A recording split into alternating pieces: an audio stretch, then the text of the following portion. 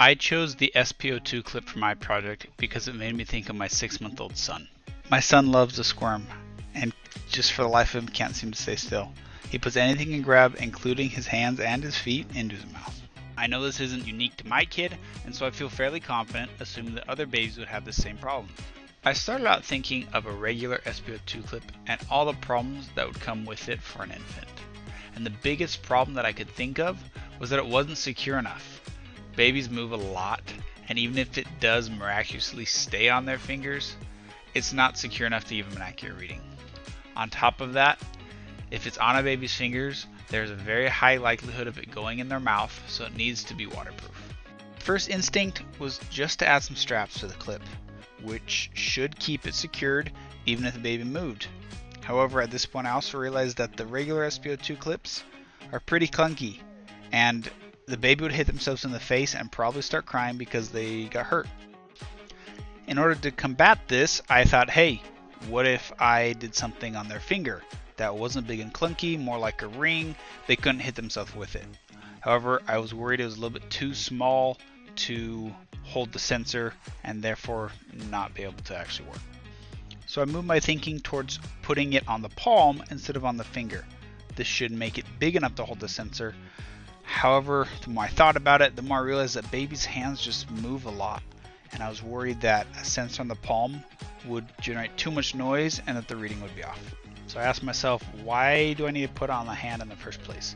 The foot might be a better place for an infant.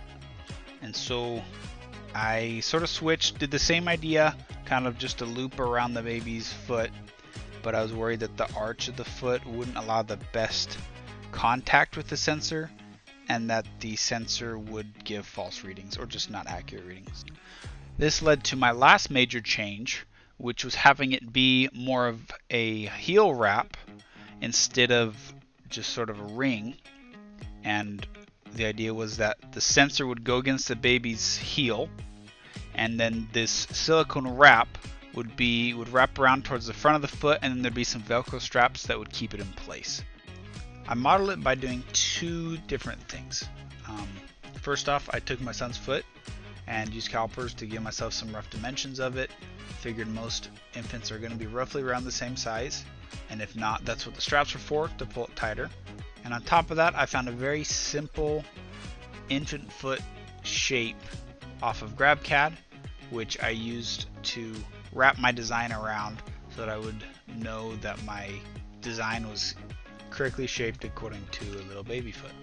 I was a little bit worried about the manufacturability of my device after I designed it, because my initial plan was to have a sensor and connector jack placed in a cavity within the mold, and then to mold the silicone around it, therefore securing everything in place. I didn't know if this was actually something that was done or not, so I talked with Paul and did a little bit more research and found that this is actually very realistic. And so let's put my fears to rest, and the design was good to go.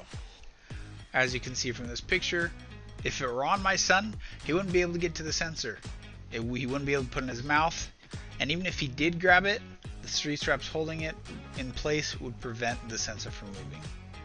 All in all, I believe that the SPO2 foot wrap is a great solution for keeping an SPO2 sensor on an infant between the ages of roughly 3 to 12 months old. Any younger, and such a solution may not be needed anymore. Any older, and the foot wrap might get in the way of other activities that babies would be doing. Thank you for going through the journey of discovering the SPO2 infant foot wrap with me.